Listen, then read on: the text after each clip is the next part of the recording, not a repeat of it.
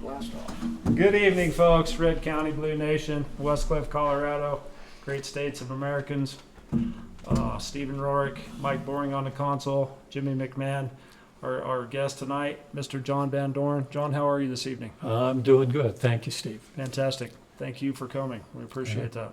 Yeah, glad to be here, Yeah, thank you. at least so far. Well, we always try to, even though we have our own opinion about things, we always try to stay civilized. And I Good. mean, at the end of the day, we're all on this planet together, and I mean, we really need to come to a conclusion together to try to benefit mankind. So I mean, that's kind of why we had you here this evening. So for all of you that maybe don't know John, tell us a little bit about yourself, if you would, sir. Well, I'm an older guy. I'm 79. I was born in 45. Career-wise, I have been an Army military officer. I have degrees in architecture and mechanical engineering. I was a licensed architect in California for a time, but I spent most of my career leading turnarounds and startups in the manufacturing sector. I see. Interesting. So what would be one of the big manufacturing things that you worked on then? Well, one of the companies that I ran was in the business of making satellite components for communication satellites. I see. And we made lightweight, high-strength carbon fiber products. And one of our major customers was Hughes. Another major customer was GE Aerospace, that probably doesn't exist by that name anymore. But we made the big solar panels, honeycomb structures. We made heat pipe structures that were bolted on to the bus structure. The bus structure is basically the central structure for a satellite that everything's bolted onto. I see. And then the heat pipes would dissipate the heat of electronic equipment that were generating heat, but they had to get rid of it in space somehow. So that was one of the companies that I ended up turning around. Heck yeah. Yeah. Yeah, that's fascinating. Yeah. Yeah, man. Well, so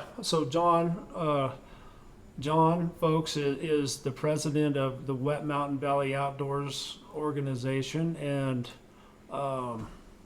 we've had him come on this evening to kind of go through some of this stuff, and I think, John, that there's quite a bit of, from my observation, there's quite a bit of tension and dissension between all of this stuff, and I think a lot of it boils down to that people just don't really understand what it is. So I mean, that's one of the reasons why we wanted to have you come on. I spent the evening with you the other night at the NRCS board, and I learned quite a bit of stuff about the whole program that maybe I didn't really understand, and I mean, it's easy for conservative country folk to think that when somebody big time from Denver comes down here that that they're trying to maybe buffalo us into something that we don't need or that we don't want. And Absolutely. After talking to you about it, it seems like maybe that's maybe not entirely the case. So if you would kind of explain what the Wet Mountain Valley Outdoors is, if you would. Okay. And I think that skepticism is beginning to fade, at least in intensity, Steve and Jimmy. We had last meeting, community meeting we had, it was very different. The first two meetings were kind of contentious, and people were very skeptical, and that's fine. I mean, I kind of expected that. I've been in Been in the community for 5 years, and I'm pretty involved in a lot of things in the community. Jimmy and I have been in Board of County Commissioner meetings together, and those got a little lively from time to time, Jimmy. Absolutely. And so I know we kind of expected that. We kind of expected when we'd start this community outreach that we'd get some serious skepticism and pushback on the whole program. And a little bit more about the program. So it's run through Colorado Parks and Wildlife, which is an agency that's not very popular with the agricultural community right now because of the wolves being introduced, although that wasn't their idea. Somebody passed a law or an initiative, and they were tasked with complying with that new law. Right. But still, it certainly is not a good thing for our agricultural community, especially our cattle ranching community. And something's got to give, in my mind. But getting back to the program that the state put together, they put together two things that are very much integrated. One is called the Regional Partnership Initiative, and the other one is called the Colorado Outdoor Strategy. And the Colorado Outdoor Strategy, and I'm just going to oversimplify here, is climate resilient, restoration, conservation, and outdoor recreation. So you can just put just about everything to do with the outdoors into that framework, including hunting and ranching, and healthy forests and healthy watersheds, and all of the wildlife are included in that framework or strategy. And then they created this regional partnership initiative, and they kind of went out of their way. There are some weaknesses, I think, in this, but they wanted to put something together that you could basically plan and implement this outdoor strategy through a local lens. So it was very important to them that in our region, we're the 21st partner in this regional partnership initiative, which now covers about 80% of the state. But our region is just Custer County, and we're one of the smaller partnerships in that regard, which I can't imagine doing it over multiple counties. It's tough enough just doing it with one county. But our mission, if you will, as Wet Mountain Valley Outdoors and the newest partner, is to do community outreach in Custer County and develop or understand what our community's vision is for the land and our values associated with the land, and come up with what I call a shopping list of projects that might enhance our watersheds, our forests, or the longevity of our agricultural lands, or the health of our wildlife. I don't know what the community is going to come up with, but we've got teams put together that are now kind of take a deep dive into what we did in the last community meeting, when we begin to identify areas that could be improved or enhanced. So our job, Wet Mountain Valley Outdoors job, is to navigate that process or system that was put together by the state with a lot of stakeholders and is now managed by CPW. But to navigate that process and create the most value for Custer County that we can, but absolutely through a local lens. So there's nobody sitting on top and saying, these are the projects we're going to do. This is what I think is important. We need the community to basically sit at a table, work together in a civil way, and identify things that they think would be important for this county. Steve, you mentioned that meeting we had, which was the Conservation District annual dinner, and we had a kind of a 2-hour Q&A. But some of the things I learned there that might come out of this in terms of our shopping list is, and you talked about this, is we lack capacity. In that group included some Centennial ranchers. We lack capacity in terms of knowledge, we lack capacity in terms of manpower, and we lack capacity in terms of funding to get some things done. And one of the things that came out of that meeting was noxious weeds. Yep. And they've just gotten worse and worse in Custer County. It's an unfunded mandate from the state, and the county doesn't have the money to put into it. So how do we get together as a community and address that and come up with a plan and a vision for where we want to be in 3 years, reduce the number or footprint of weeds by 50% or whatever it is, and how to do that. So that was one thing that came out of that meeting that I wasn't aware of.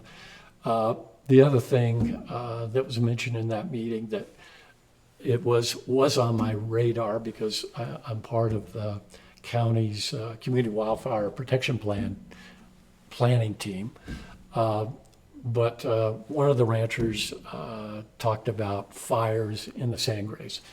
And if we get a big fire in the sandgrays, say like the Hayden Creek fire, fire's bad enough. We're going to lose some homes, maybe a lot of our trail systems and bridges over creeks are going to be destroyed. But the very worst thing that's going to happen is the flooding and debris flow coming off the mountain after the fire, because we've got a system, we've got this beautiful God-given system where the mountain collects all this snowpack and then delivers it slowly down to the valley where we've got this human infrastructure that moves the water around where we need it. Well, that human infrastructure is going to be severely impacted by the flooding and debris flow coming from a major fire there. So what can we do to mitigate or lessen that risk? That'd be maybe a project that we come up with. But the rancher who mentioned that said, we might be dealing with that for 40 years. I think we can make that less than 40 years. Yeah, I don't think right that's thing. the case. I mean, I've looked at where that big fire's happened down on the Mackinac. It takes a couple years, and then once it kind of. You've got to have some vegetation grow back Yeah. to keep the water from just rushing down. Yeah, it's not gonna. I mean, it's gonna do what it's gonna do, and then it'll become valuable topsoil at some point. Yeah, it will be a good thing in the long run. Right. In the short run, all of that human infrastructure that we've built up over decades is going to be partially destroyed, and then we're going to need funds to restore that. So it's going to be impactful for the hay growers and the cattle ranchers. Yeah, just to put a little note on that. So our personal watershed is Dry Creek, Okay. which is in between Horn Creek and Venable. Yep. And we try to work on that continuously. And I've built a bunch of stuff with partnership with the NRS that have debris collectors. Okay. So I've manufactured huge grates on winches because when we get a high water flow, all the leaves and branches and all of that stuff come down. Even As now, it is, even now. yeah. Like you last bet. year was high water Yeah. flow. Yeah, and I mean, it'll plug us clear up, and so we run about 8,500 feet of pipe Yeah, that comes off of what we call the Reeser Prairie there in between Macy, or not, between Schoolfield and Horn, how big a pipe? 24 inch. Yeah, So, yeah, I Yeah. mean, we can handle about 12 feet of water is about all that drainage will produce. yeah, But, yeah, so I mean, a bunch of sediment and all that kind of stuff would definitely, impact us. yeah, But you know, not to, I'm just making the point that, you know, on the other hand, you have guys that have never really put in diversions. They just have real old-fashioned wooden structures. I mean, if you got a lot of debris and stuff, it's liable to just cover all that up and just spread out, and they won't even be able to divert any water. Yeah. So, Yeah. yeah, it would definitely make a big mess, yeah. no question. So that's something that was interesting to hear in that meeting. Another thing that the ranchers have shared with me is the ranchers used to go into all the drainages coming off that mountain, and they clear with chainsaws all the way to timberline, and that. According to one rancher, hasn't been done since the 70s, and so all of that debris just keeps building up, and now you can't get in there because it's a wilderness Right. with chainsaws anyway, and so it's not giving up as much water as it used to because you've got all this debris in the drainages. Yeah, that's right. We actually, so we clean ours yearly with Robert Miller. Robert Miller's on the same creek as Okay. my dad and I. So we go about 400 yards above the Rainbow Trail. Which is where the wilderness starts. Is yeah. where kind of where it starts, and we're actually a little bit on the wilderness, but our ditch, our creek comes and comes traverses across a hillside that the old timers put in by hand. Okay. And so, I mean, it's real steep. I mean, it's really steep. It's like 100 and 200 yards off into the bottom of where the creek would be if they didn't have that ditch. Okay. So we maintain that ditch all the time to make sure if it washes out, then we'll definitely lose. But I guess where I'm going with that, John, is where we start taking care of it. When I look uphill of that, it's like looking into a black hole. Yeah. I mean, there's so much timber, and I mean, a lot of it is. I mean, there's trees that big around. It's good just size, yeah. It is so steep, and so I mean, it would be a good idea to try to clean it, but I just often wonder what it would take to actually. I mean, it's almost like you guys need a bunch of high lift drones, right, to hook onto that stuff and get it up out of there, because even manpower trying to cut that and block that wood. I mean, it's just so labor intensive and so much of it and so steep, right? There's nowhere to go. It's not like you can just throw it out on the bank, because the bank is. It's just going to come right back at you. Yeah. Yeah, so I mean, that's definitely a formidable project, to say the least. Yeah. Mission hard, maybe mission impossible. Probably mission impossible. I mean, I was visiting with Robert about it. I mean, the amount of funds that it would take would probably be in the multi-million dollars to do all of them. Yeah. But I mean, in the meantime, right, I mean, we just do the best we can. And Right. But yeah, so I got a couple questions for you, John. One of the ones that pops up a lot, and I see that you wrote an email to me. I'm going to pull that up real quick. Okay. So this is from Haley Trish. Is that her name? Is that- Yes. Yeah. Okay, and so you wrote to her, let's see what. Your letter to Haley was, I met with the local conservation district last night for dinner on a 2-hour question and answer. Big question of the evening is whether there would be any strings attached for CPW GOCO funds. Specifically, would the public access be required on private property if money were provided for something like noxious weed abatement? Would there be any scenario under which public property access would be required? And Haley answers back, hi John, thank you for your outreach work you're doing. Public access to private property is absolutely never required in order to utilize RPI funds in said property. The RPI is a program that is administered by Colorado Parks and Wildlife and funded by GOCO. CPW is not necessarily bound to the limitations and requirements that GOCO has for their grant programs. For instance, GOCO grants can't physically be sponsored by libraries. However, a library could theoretically be fiscally, money-wise, theoretically be a money sponsor for the RPI grant. So that's a big one. I know that Randy had brought up about, a lot of people are concerned with, okay, if we're working on a trailhead and we get money for this trailhead, then do we have to let the public through private lands and open up that private land to get public access to that trailhead? So, I mean, I know that's a real big question that I've heard from quite a few people about. That's one of the real sticking points with people are concerned with the money that they might receive if there's strings attached. Yeah. How that would go. So, I guess Haley kind of maybe answered that question.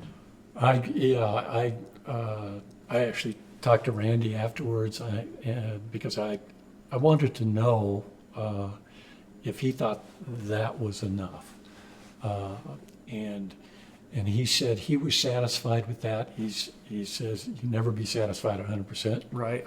but that gave him some comfort. Yeah, I agree. I think that is a little comforting. I mean, we all know that a stroke of the pen can change what happens downstream, but at least at this point with CPW, if that's their stance, that's good. Yeah. So Steve, how does that read? It doesn't have to, but it could? I think it reads pretty It says absolute. public access to private property is absolutely never required. Oh, so wait a minute. So now think about that. It's never required. In order to utilize RPI funds on said property. Okay, Is what she's saying. got it. Okay.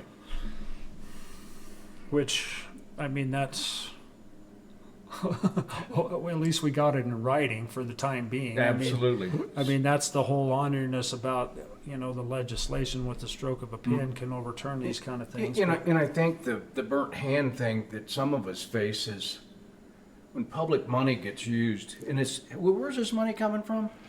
This most of this money is now coming from GOCO, which is the lottery fund. So when you buy a lotto ticket, is that what you're telling me? That's Yeah. what I'm telling you. Yeah. So the state takes that and then they've got a big old fund that they've collected? They've got a fund. It's GOCO stands for Great Outdoors Colorado, so they've been funding outdoor things with the GOCO fund for a long time. The playground out here at Memorial Park here in Westcliff, that was GOCO funding. And I know some of the ranchers mentioned that they have received GOCO funds, and I don't know what for. I'd have to ask. So I think the first thing that comes to my mind is if, you're blazing a trail with the public funds, because it is public funds. It really is, isn't it? State administered? It's state administered through the lottery, and of course the state runs the lottery. So it's just not tax dollars, it's a different kind of dollar. And I think that's the red flag that goes up, or however you want to say it. That's a warning thing going, they got some money that they could use. And we're just a little bit skeptical about how the government can kind of do things. And with I get it. appointing somebody, oh, absolutely. You being a military person and taking the oath and understand stuff, that's refreshing, because those are the concerns I think that leap out at us just in this environment that we're born into right now. It's like, ooh, wait a minute, you're getting something for nothing. Look out. And then to administer it, actually before the money even gets issued, so much other money has gone to administrating just an idea. That's the maddening thing about how wasteful some of this stuff could be if it could be streamlined. Well, You know, that's, more of a common sense I- thing. that's the honoring part about grants, right? The administrative cost of administering the grants is so high that, Yes. It almost seems to me like it's designed for the grant writer and the people that are administrating it. That's the waste that I see, But- and that's just me, That's, but it's part of the system. it's, you know, my job isn't to try and fix the system because I Yeah, don't can't be have done. that power. No, no, we're gonna just recognize it. That's all I wanna do is just But recognize I think that. we need to recognize it. You know, people I think are a little bit upset because of all the money we're spending just to do this community outreach. But well, go ahead, that- go ahead and dive in. that is us. Dive into that a little bit, John, like you did the other night about what it takes. So, I mean, you have to go through and you have a procedure that you have to go through to be able to get qualified for all of this. So The process. Civic Canopy has helped you. And they've helped. And, you know, we basically contracted with them for a process that they have used with other partners in the RPI. And they're on track. They're delivering on that contract. Do I wish we could have done it for less money? Sure. But once again, what we're doing is just navigating a system that's in place that we can't change. And so, as I mentioned in that meeting with the Conservation District, we have to meet certain milestones. We have to demonstrate that we've actually reached out to the community, and these are community-driven projects that we're proposing. And then we have to, what they call a regional plan, which sounds way too bureaucratic for me. That's why I call it a shopping list of projects. And then we basically say, this is what we've done. We've reached out to the community. And through that, we have a community vision and a set of values that the community has shared with us. And then they have identified their shopping list of projects that fall within the framework of the Colorado Outdoor Strategy. This is our plan. And then once they approve that plan, then we can ask for what they call implementation money. So, for instance, in this last round of grant applications for the partners, you could ask for up to $350,000 if you didn't have a plan. If you did have a plan, you could ask for up to $2.5 million. And usually when you're dealing with that, you're not talking about a one-year plan, you're talking about a 3-year plan, and you want to spend, let's say, $2 million to do 6 different projects, whatever it is. GOCO has committed $50 million to this over the next 5 years, and 80% of that goes to implementation. You know, you don't just divide by 21 and that's our share. Right. So we will get some portion of that. $50 million when you're looking at 80% of the state and all the things that people are wanting to do. That's not a lot of money. Pretty weak. Yeah. So, but we'll see what happens beyond that 5-year period. We can also seek funding on our own. So, for example, in this current round of grant application, which for us was capacity building, that's what they call it if you're not doing implementation. We wanted to put a grant writer on retainer for 12 months at the tune of $2,000 a month, and then we can go seek money any place we want. So some of these, especially I think some of these smaller projects that come out, we might be able to find the money for that. And we talked about working with the weed board. Now the weed board, you made some comments that they really don't have a plan, and they don't understand the extent of the problem. I mean, they might need money to even come up with a good plan. But we'd be able to go out for grants, let's say with a foundation, and maybe funnel money to an organization like the Weed Board, but only if they have a vision for what they're going to do with that and a step-by-step plan to execute it. Or if they'd have to have that for us to even submit to be funded for it. So, but at least, the Weed Board's got the possibility now of being funded with enough money to make a dent in the problem. Yeah, so one of the things too, John, that I know is a big question, I mean, there's a lot going on here, so I mean, it helped that I kind of went through it the other night with some of the questions, so I'm going to systematically try to paint a picture here. I mean, we got a lot of different questions, but expound on how, okay, say we get $2.5 million over the next 3 years, and then if you can elaborate how that money would be chosen to be spent.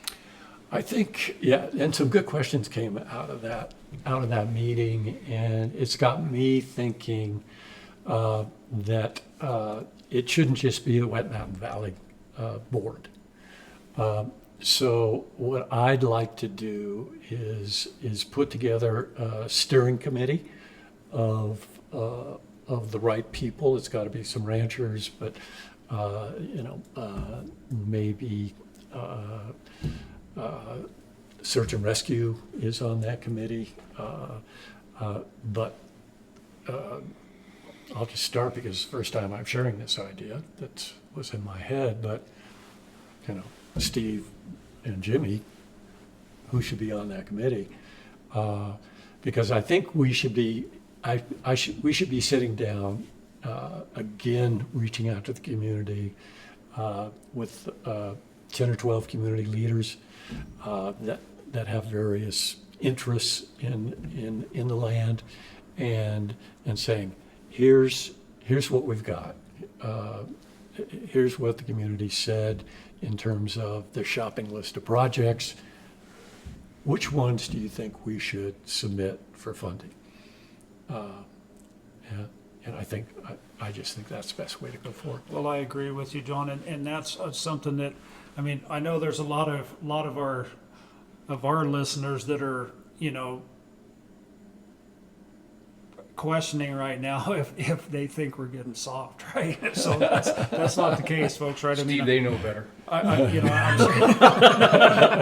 I'm systematically trying to explain because there's a lot of misconception. I mean, I still have people telling me, well, they already have their mind made up. They're going to do what they're going to do, right? They're out to get us, right? They already have their. That's kind of an immature response. Well, and you have to take a high road response to this. Well, thing. and it's logical, right? I mean, we can understand that we're used to government and the way government acts, and I mean, they usually don't care what you have to say about stuff, Right? And so, I mean, and that's where I wanted to kind of keep further diving into that single question. It's very admirable to try to get the community involved in.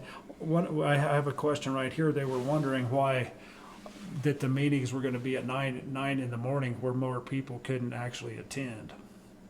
And I don't know if you have a quick remark on that. We've got a pretty good list of people who have signed up for those action teams.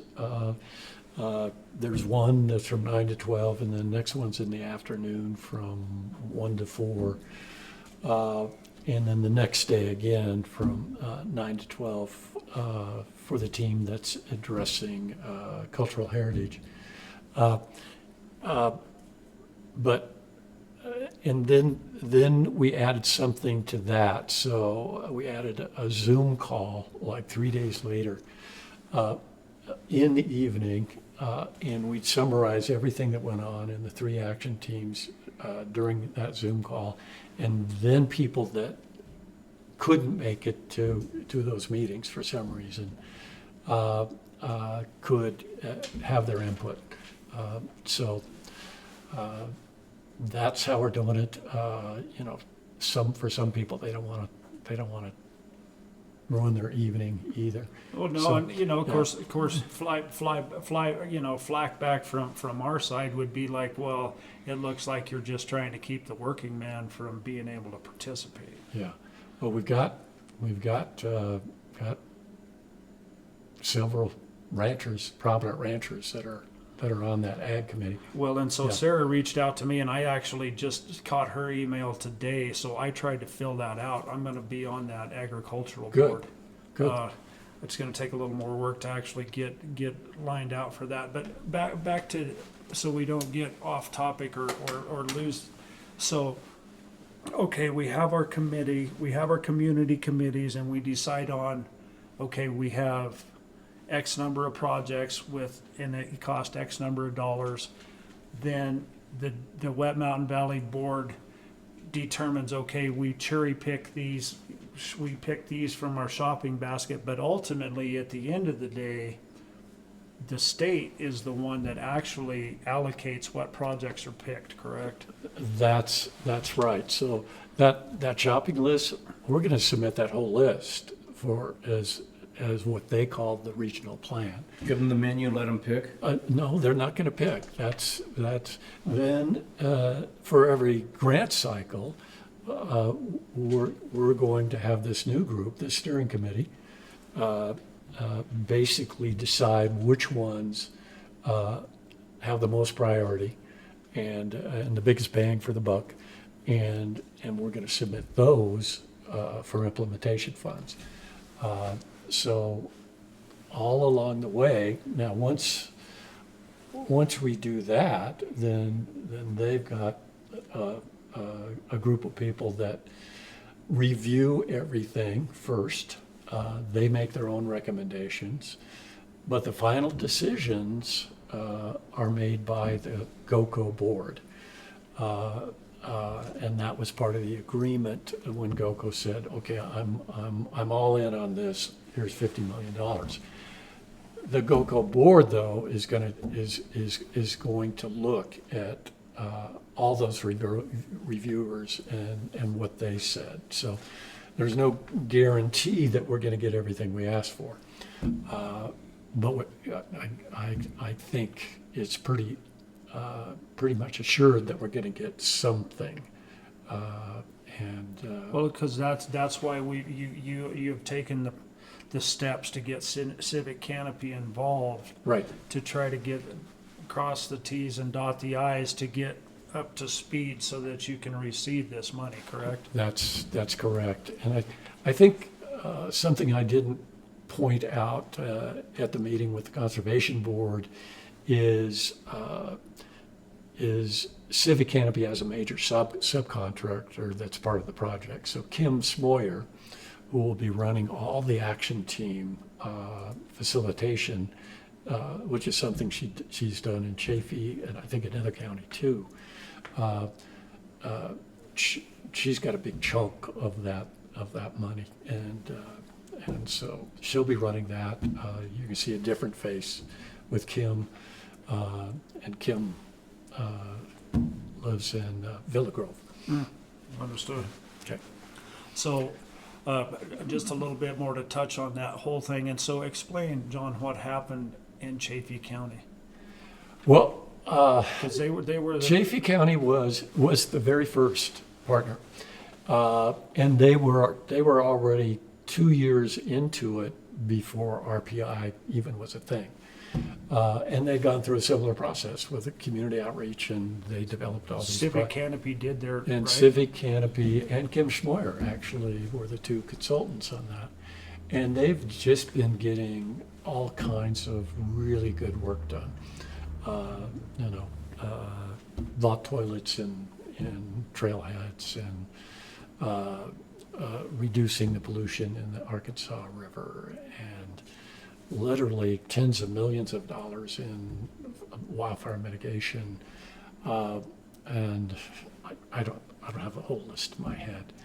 But Cindy Williams, who has been with Envision Chaffee from the beginning,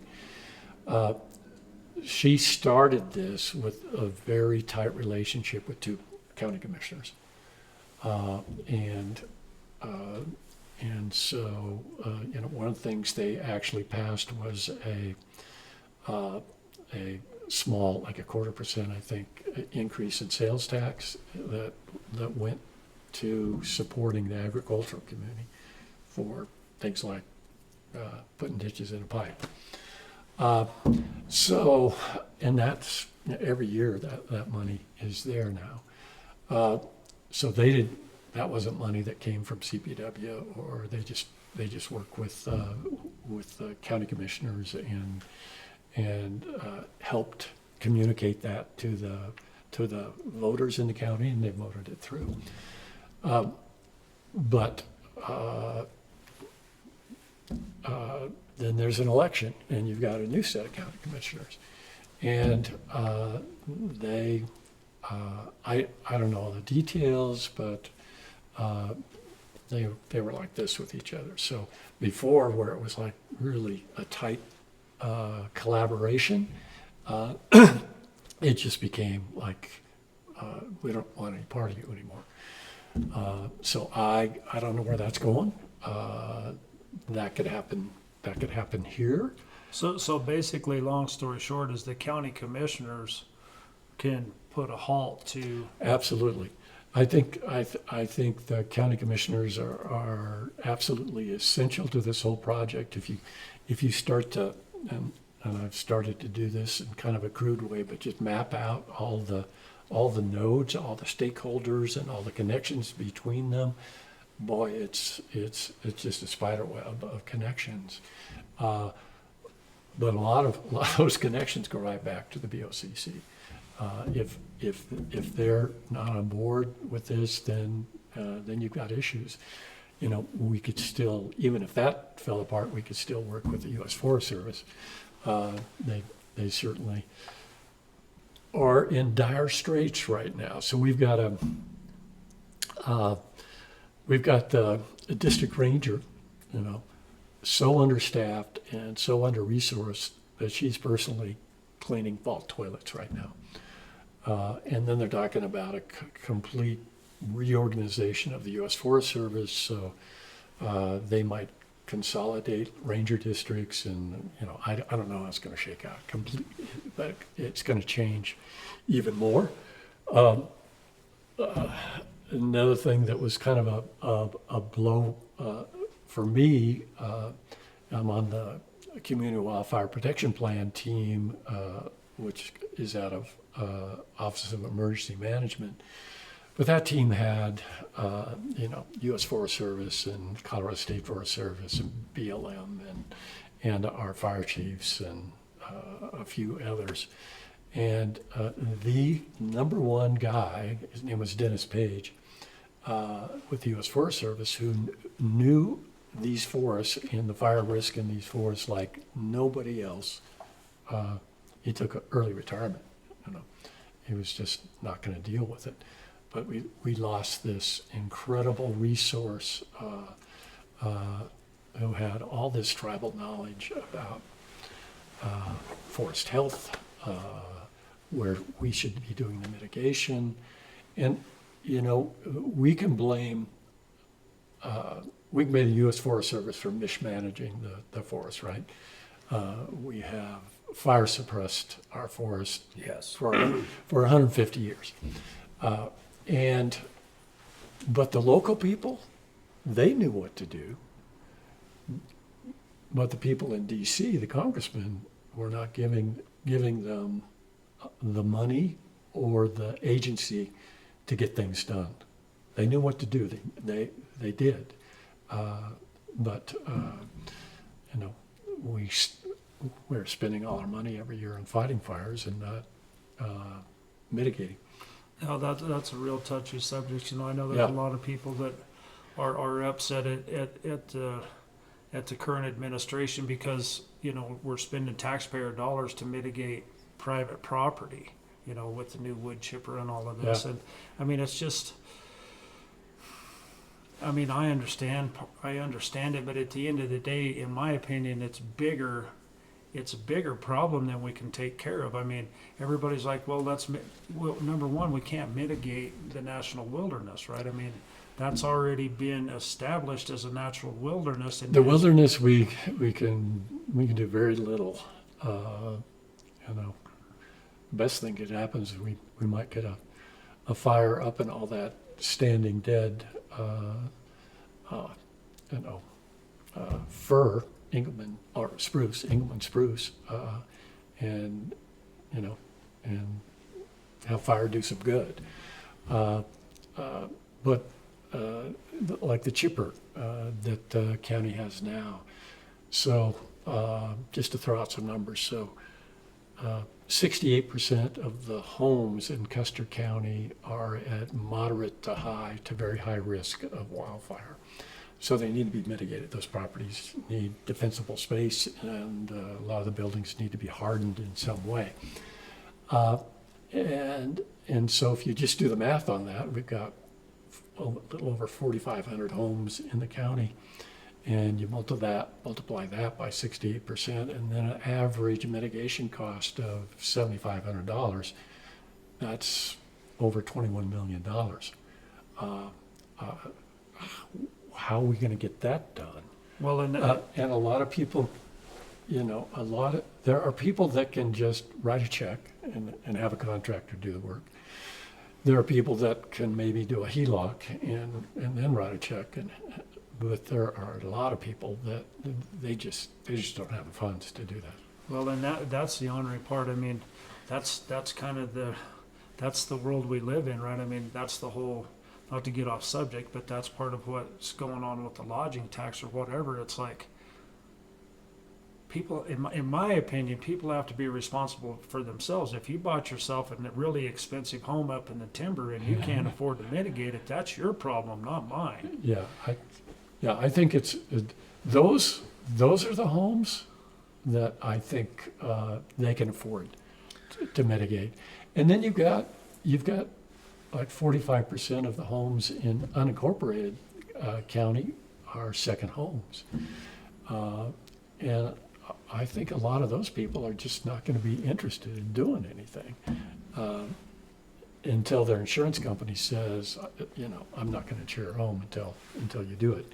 And a lot of people are getting letters asking them to do Sure. things. I mean, it's like building on the beach in Florida. It's, You know, don't make me pay for that. You know it's coming. Don't make me pay for that. Yeah. If you want to do that, Yeah. you go on, but don't ask Yeah. other individuals to help alleviate your risk or increase your odds of success. 'Cause Yeah, that's, and that's another form of, that's something that we bring up a lot about. You know, for us, it's a little bit of a cliche, right? I mean, we have friends that are in the fire mitigation business, and the county is taking their tax money and putting them in direct competition. I mean, that we don't, you know, we're not here to hash over this trivial stuff, but I mean, these are some of the things that Well, none of that is trivial. And, you know, how do we get that done? You know, I know when I first moved to rural Colorado, Bailey, and bought a home up in the mountains in a forest. I was in a ponderosa forest.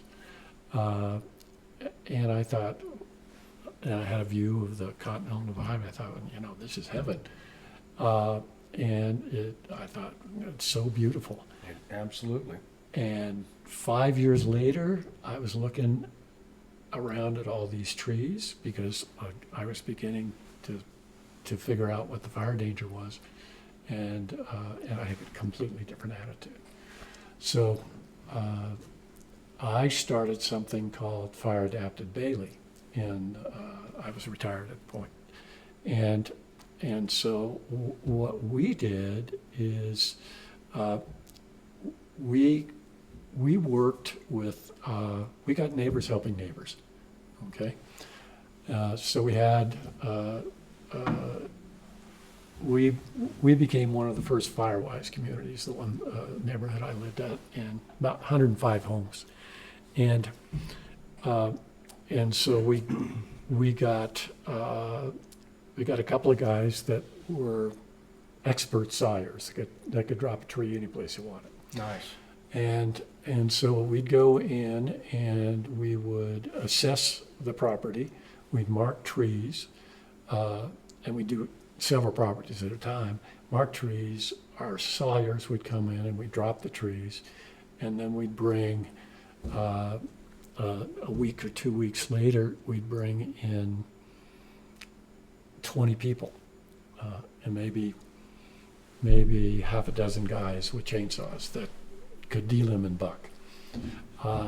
And we'd take care of all the down trees. We would drag the slash to the edge of the dirt road. There were dirt roads in that neighborhood. And then we'd have a potluck in the afternoon. And we had neighbors who had lived in the same neighborhood for 20 years and never talked to each other. Right. Dragging slash side by side. And then we had a little money. We hired a company called, it was Cuffs, so a coalition from the Upper South Platte. For $600, they'd come in for a day of chipping. And it was a donation. It wasn't an invoice, it was a donation to their nonprofit. And then we get a bunch of people that would feed the chipper. Their guys would actually put the wood in the chipper. And we can completely change the look of the neighborhood doing that. And then we started duplicating it in other subdivisions. So we had 8 subdivisions doing that after about 2.5 years, doing the same thing. And we didn't have, at least at that time, we didn't have contractors in Bailey that did that work. We got quite a few here in Custer County. So we got a lot of work done that way, and got a lot of homes that had some chance of surviving a wildfire.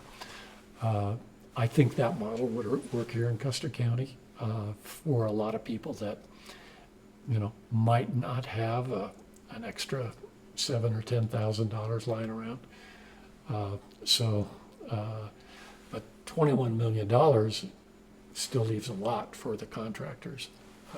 And I haven't talked to them. You might know them. I don't know how well they're doing. You would think they'd be doing really well because the insurance companies are pulling the hammer and saying, you need to do something, or I'm not going to insure you. And so I'm thinking a lot of people have at least the wherewithal to do a HELOC and get something done. Yeah, I personally, I'm not sure how they're doing.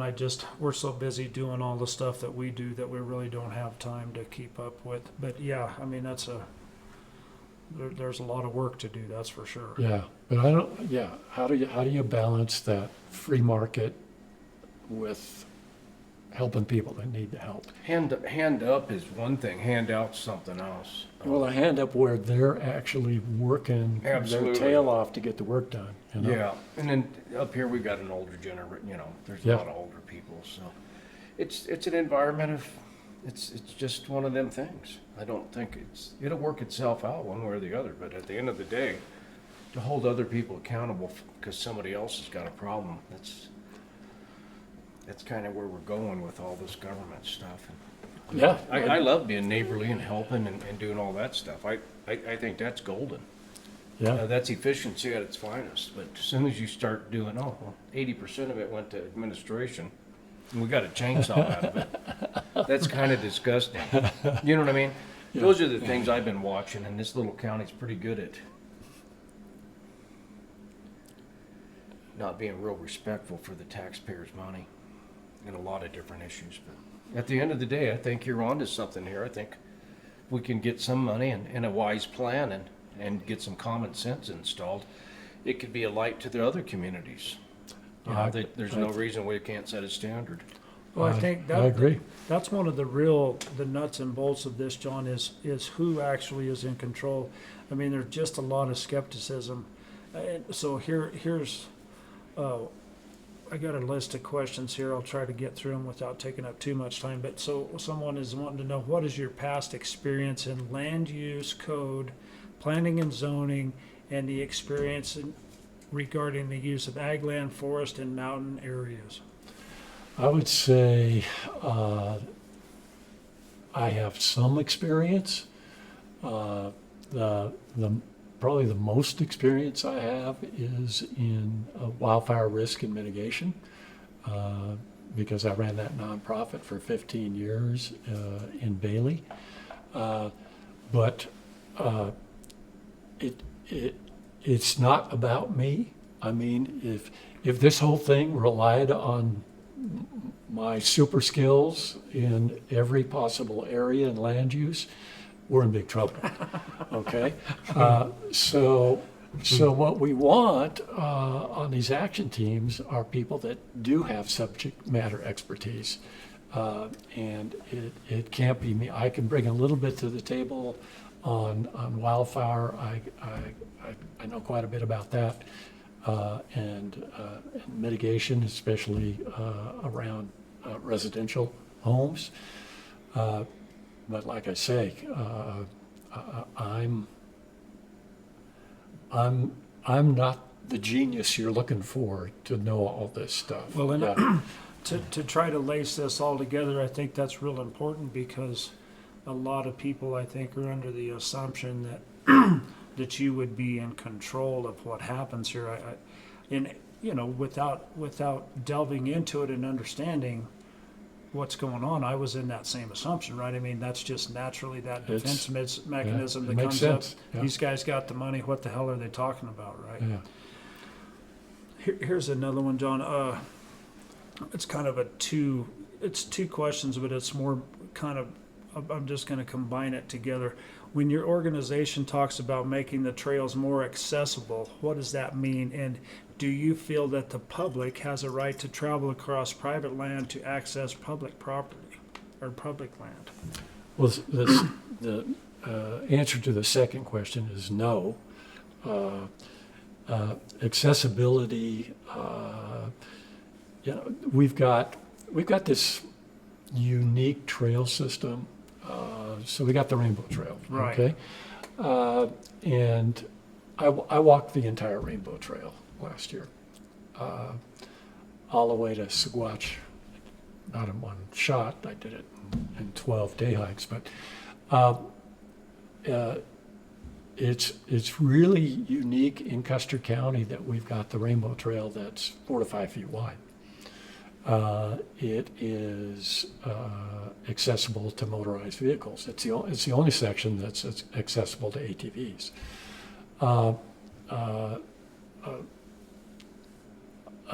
Quite a few places on that trail, it's 100 years old. They started building it in 1912.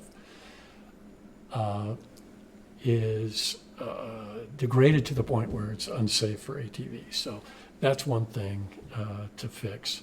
But the other thing is I've got a friend here who lives in town. You guys might know Kevin Rhodes. You see him riding around on adaptive mountain bikes. He's got a hand crank bike. Mm-hmm. Okay. So how do we get people like Kevin on the Rainbow? Because once he gets up there on his hand crank, and we got him up there, and the only place he can easily access the trail is Gibson, because it's just 1/10 of a mile from the trailhead to the. So he's able to navigate that, and then he can only go so far because there are places on the Rainbow that just are too steep and gravelly, so he can't get any traction. So that's accessibility in my mind. There's a whole world out there of paraplegics that have these adaptive mountain bikes that are getting on trails like the Rainbow.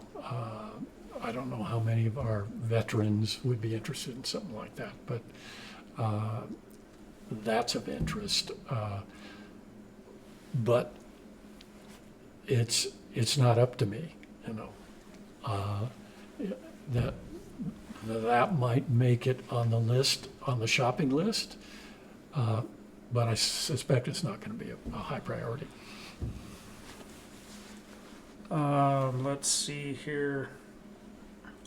And then so we kind of go into a little bit about some of the agricultural stuff. So how do you feel about agricultural, cattle, horses, etc., having access to water? And what is your stance on making our forests more healthy before we invite multiple uneducated people to use our extremely taxed public lands? I guess that's really a two-part question there. So That's a big question. Yeah. so kind of what do you think, John? I mean, I know that Lake Deweese is a real sore spot. I mean, I've dealt with it for a long time. In my professional opinion, I know there's a problem, but I don't think that there's been enough research that they can really pinpoint what it is. And this is why I say that is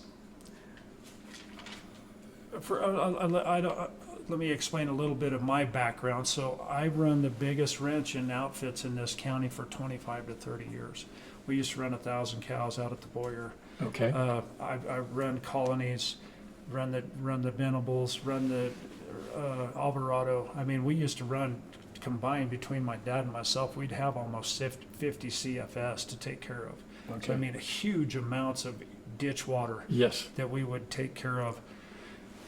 One of the things that as seems common to me that I don't understand why they don't do it is why that the state doesn't take in and start sampling this water at the top at Grape Creek and check every confluence as it comes in and test that water all the way down till it gets to Lake Deweese. That's something they've never done.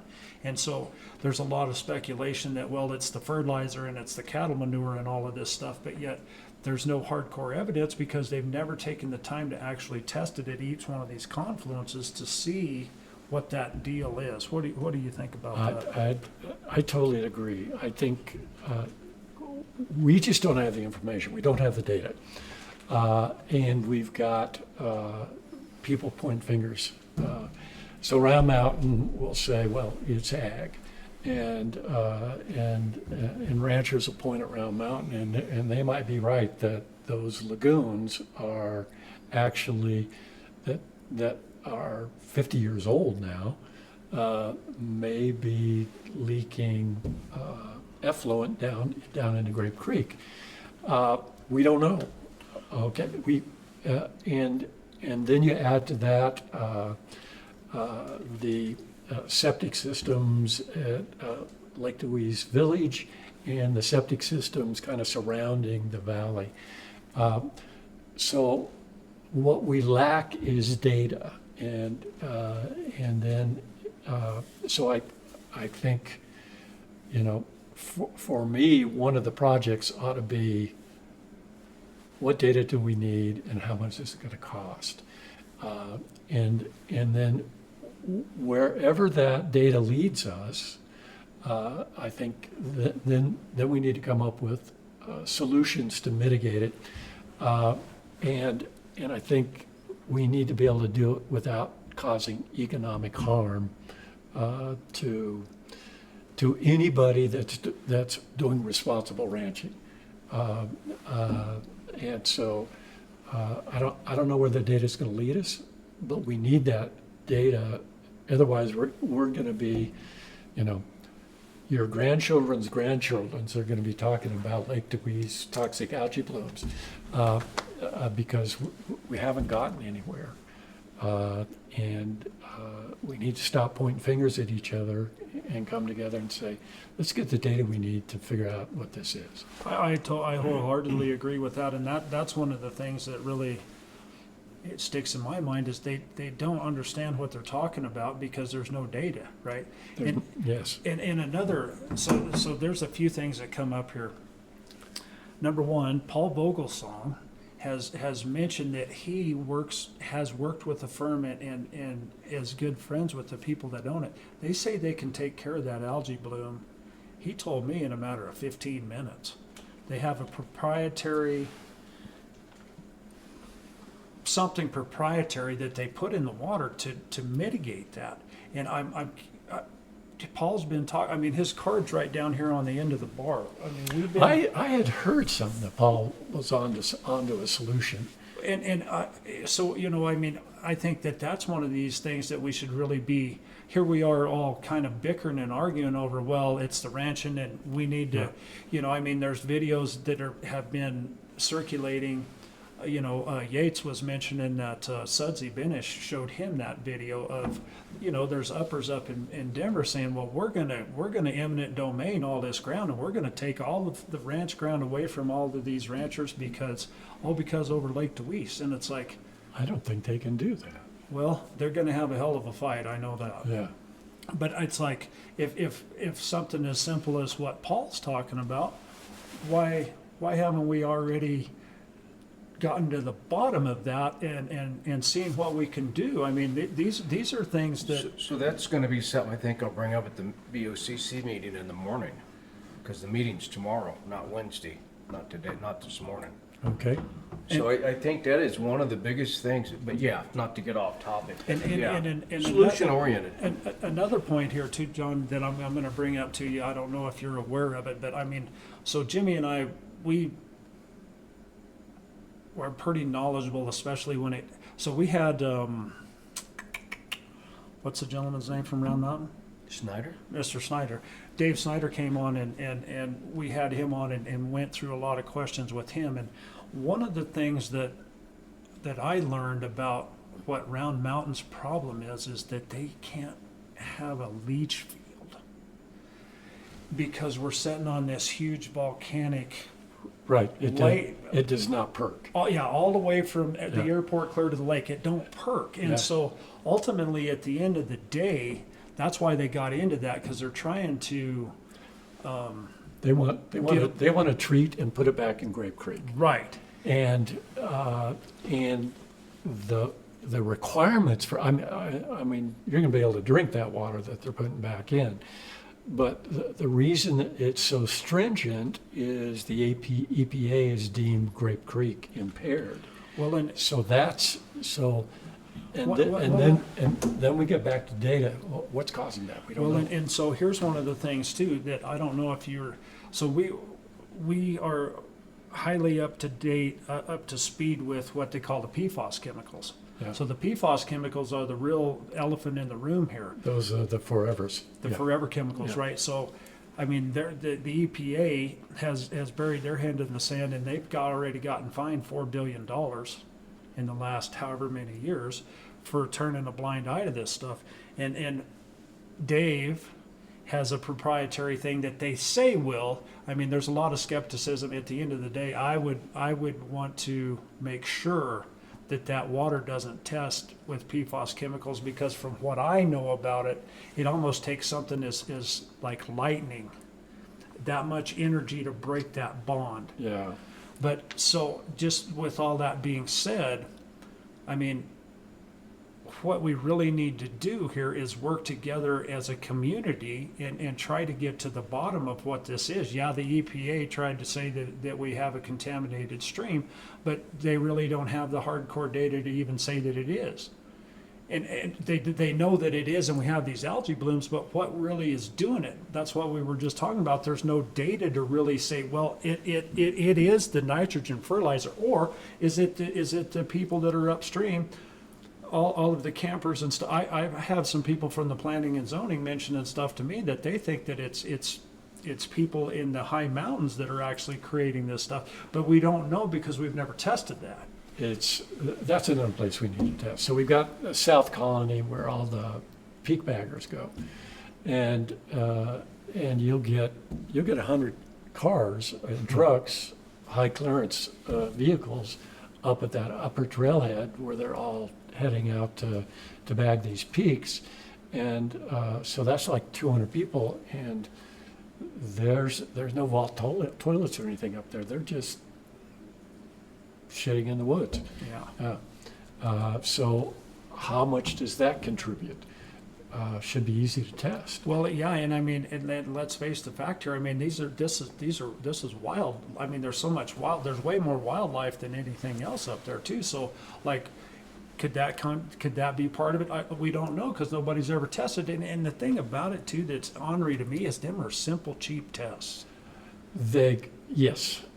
It's not like- but the testing needs, it needs a detailed plan, where we're gonna test, when we're gonna test. You gotta test over time. So, you know, It's just it could be it's $200,000 or $300,000 to do it right and really pin down what the sources of the contamination are. It seems ornery to me that the state, because the state's the one that is ultimately responsible for that water, right? I mean, the thing about Lake Deweese Lake Deweese is not a recreational reservoir; it's an irrigation reservoir. That's what it was built for. It was 1902, I think. Yeah. It was built for the Deweese Dye Ditch Company is the one that built it, so they could service them water rights in Canyon. Yeah. Yep. But it seems bizarre to me that the state hasn't already figured this out. I mean, yeah, it might cost a few $100,000, but I would think that it could maybe even be cheaper. Them samples are like $50, and there's only like, I don't know, 15, 20 streams between Grape Creek and so I mean, why don't we just test? I mean, you're talking about thousands of dollars, not hundreds of thousands of dollars, and it just seems odd to me that nobody's ever gotten to the point to actually put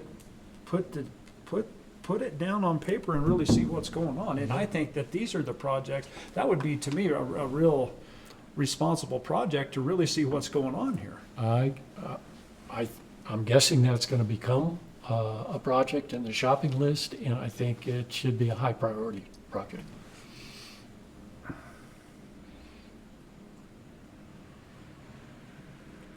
And There goes is that the wind or? I think it might be a little bit of moisture. Oh yeah, it sounded Well, like no, that's what I was listening to. tires It's like, on a wet road.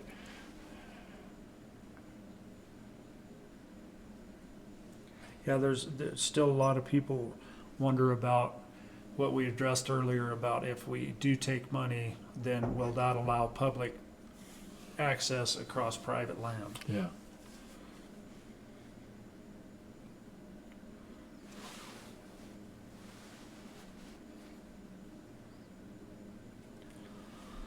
Let's see, I got one other set of questions here. I gotta put my specs on. Anything else, Jimmy, that you're thinking about, or? No, I think this has been very informative, and I think it's going to get most people where they're going to want to discuss things and kind of look at it and influence the decision making. That's the key here is Having a say. having a little bit of say, and yeah, absolutely. Yeah. But you got to get engaged, and most people don't get engaged in their community at all. So we got to take, and that's one of the other issues that came up is there's a lot of retired people up here. You said you were 70, 9. almost 80 years old. God Yeah. bless you. That's Yeah. awesome. I'm 60, almost 63. You're a young guy. Yeah, I'm still, yeah, but it ain't the years, it's the miles. Yeah. But at the end of the day, meetings 9 o'clock. We got a lot of retired people is what I was going after here, and then working people. Kind of tough to get to or to really get engaged because everybody's fighting to pay bills because inflation is at an all-time high, and so we're in a kind of a little. Well, yeah, and because, Whoopsie daisy. I mean, a lot of the people with the experience, especially in the agricultural lands, I mean, I looked at that list and I know Sarah, I know Diane and Sudsy. But I Randy said he's going to sign up. is he? Yeah. Well, then that's what we need because, I mean, that's what I was visiting with my dad the other day. It's like, where's all the big ranchers? Yeah. Where's Coleman's and Katnick's and all these? Drew, there's a big list of big stakeholders And- that really need to be. I wouldn't be able to participate, John, if I used to do if I still did what I used to do, I could never even be a part of this. You would not have the time. I wouldn't have the time. And that's what we're combating and that's what always gives me a little red flag is you got some people come up here, and I know some people come up here just to do this little red county. As bad as that sounds, I know them, they've talked to me, I know them. It goes without saying. So we're always gonna be on high alert, we're gonna be looking at things. Yeah. And it's hard to do that when you're working, carving out a life up here in a little bitty county. I've been fortunate, I've been very fortunate up here, I've been here since '98. And they give you a dull knife and a hard piece of wood and say, get after it. If you can, yeah. I remember Dan Diaz was the building inspector over here in Silver Cliffs. And he said, hey, it's all good. Your house blows down, you gotta leave the valley. You gotta go. Here's one, John, it says, would you advocate for government intervention into private property rights in order to facilitate owners complying with mitigation on private property? No. But I wouldn't have that power anyway. Well, and that's No. that's one of the things where But no. people are very, I mean, this is it's so muddy with what's going on here that, I mean, what happened with Polis in 2020, and I mean, I'm not going to get in with our governor, but I mean, a lot of people up here don't respect him. I mean, and so when he writes a 200-page mandate, I mean, we're all wondering, are we going towards socialism here, right? Are you trying to push us farther down into tyranny instead of letting us be free and maintaining our personal property rights? Right. So that you know, a lot of people are leery about, well, what kind of teeth does the Wet Mountain Valley Outdoors have about trying to propagate Polis's plan for this tyranny. I mean, that's part of what a lot of Then you have unelected people that's where a lot that that's have where a some lot kind of of the authority. that's Yeah. where a lot of the And that's- animosity is coming from this. I totally get that. I know a lot of people have been burned going back decades and decades. It's a cycle. And I certainly don't have any power. Wet Mountain Valley Outdoors doesn't really have much power. You know, we can't dictate what's going to happen, how the money's going to be spent. We can't regulate. We can't fine. We can't take away any property rights. All we can do is maybe influence outcomes by reaching out to the community, getting the shopping list put in place, and then working with the community to choose what projects on that shopping list we want to get implementation money for. And then we make the application. That's our job, to go out and make the application and make a presentation to the reviewers. But that's about it. You know, what I'm hoping to see here, okay, as we began this, and I knew we were going to get a robust pushback, because I've been in Custer County long enough to know that. Yeah. So my hope is, and I think you've kind of said similar words, Steve, is can we come together as a community in a civil way, disagree like heck, not a problem, and have something positive come out the other end of this. And I think we've, and I would say a lot of rural communities have lost that ability to come together as a community and work through issues in a civil way. And I saw it happen in Park County. I saw when I first moved there in '97, you know, we could have public meetings and disagree and work through things. And by the time I left 5 years ago, boy, it was just, you know, Divided. it was fractured. Absolutely. I've had several people use that word that this community is fractured. But I have to believe that we can come together, and through this process might be healthy for the community. I'd agree, and I'll add this too as well, because it's not just a county problem. This is a country problem. Yeah, We are at each other's throats over stuff that we shouldn't be. We're not each other's enemy here. The enemy is out there, yeah. and they're after us. We're not after each other here, right? I mean, we It just looks like it. yeah. Well, and that's without conversation, without litigate, or Dialogue, some kind of yeah, discussion. kind of putting your differences Like aside. tonight. Absolutely. Yeah, finding out. I Well, appreciate you shoot, so maybe, much. That's maybe, awesome. maybe my neighbor's not as bad as I thought he was once I got to talking to him, Yeah, right? And I yeah. mean, that's When we're dragging Slash together. I got tractors, right? Yes. Oh, okay. You don't do that anymore. No, I Yeah, got they a chain and They gravel have buckets. diesel and hydraulics. We're not doing it. One more question I see that has popped up, John. What made you choose to move to Westcliff? Oh, that's a really great question. So my wife and I, Debbie and I, we ran this nonprofit, Fire Adapted Bailey, and we got to know wildfire risk pretty in depth. And one day, Debbie turned to me and she said, "Should we move?" Because we were getting kind of old, and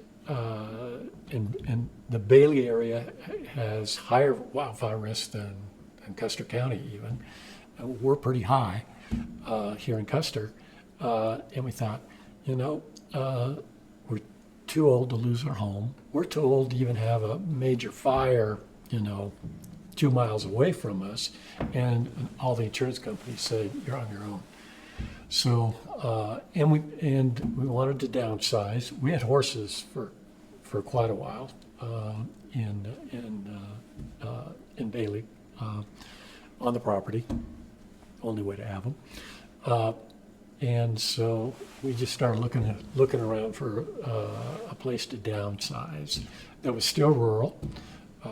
We thought about the western slope, and our real estate agent said, "You guys ought to take a look at Westcliff." And like so many people, we drove over 96 and went, "Oh my God!" And We're home. and here we are. Yeah. Yeah, no. And I think that's one of the things that binds us is the guys that put the zoning and planning and kind of got this area where it's not just congested, and that's a big deal. It needs to be honored. That heritage is a big deal. I think, and I didn't know this until recently, but it was Sarah's dad that got the 80-acre minimum out there, and he actually went in for 160 to begin with and compromised for 80. But boy, that was just brilliant. I think Absolutely Mark brilliant. Dimboski and Kent Weber out at Mission Wolf was involved in all that as well. Okay, didn't know that. Yeah, It's a big history. We talk about the culture thing. yeah. We need to look at that and the whys behind it, and then think about the aquifer. The water is the mainstay here. One more question that I have for you, John, personally, and we talked about this the other night, has to do with the wolves. And then, so what's your stance on Proposition 82? You mean, it's called Initiative 82, right? So I read it. I'd be surprised if they got the signatures to get it on the ballot, but maybe they will. I'd sort of be way surprised if it passed. But like I mentioned in that meeting, I said, let's make that a project. Put that in the shopping list and go on the record that Custer County does not want that passed. And we can, we can put information on our website. There's not a hell of a lot we can do as a 501c3 politically, but we can certainly take a stance against 82. Thank you. Yeah, that's Do you have any other Any other things, John, that you can think of that you'd like to talk about or say before? No, it's past my bedtime. Yeah, me too. And I just want to thank you guys for inviting me. I'd say, one of the things that I'm getting personally from being part of this is I'm getting to meet a lot of people that I didn't know before that are just amazing people. And there's so many people in this valley and in the county that are passionate about this place and really love this place. You're a good example, Jimmy.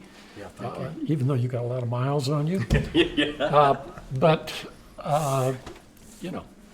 you guys for putting this together. Yeah, you're welcome. And helping our community communicate with one another. We appreciate you coming on tonight, John, and I mean, I think it speaks volumes with transparency, right? Yep. I mean, that's one of the things that we always question about some of the stuff that goes on at the county level is the lack of transparency, right? And so it automatically breeds, you think people are hiding stuff if they Yeah. don't want to come out. So I mean, Yeah. it's good and for everybody involved for you to come in here and kind of explain your position, and we appreciate it. Well, maybe have me back when we've got a shopping list to talk about. Well, we'd love to, and I'd like to get Mr. Todd on as well too, because he seemed like an interesting individual, and Yates McConnell as well. The both Yates, of them yes. Yeah. gentlemen seem to be fairly educated. You're going to need some more microphones. Well, we can make that I happen. mean, we can do that, and it's time to get into those discussions and really drill down on some of these issues and get things exposed and get educated. Yeah. Well, let's make that happen probably in the new year. Sounds good. Okay. One thing that I do want to bring up to our regular listeners is this week is the No Kings West Cliff, Colorado. So Saturday on October 18th, the No Kings folks are going to come up here and parade up and down the street, kind of like they did last time. And of course, we always, we believe in the First Amendment. They definitely have a right to do what they're going to do, but we also want to make sure that, on the flip side, that people understand what's going to go on, and if you want to, it's not about confrontation, but it's also about, it's the same thing. Everybody has a voice here, so if you have a chance, definitely show up and support what you want to support. Okay. Fair enough. All right, thank you, sir. Hey, thank you, Steve. You're welcome. Yeah, Jimmy. I appreciate you. Thank you, Mikey. Mikey, thanks. Appreciate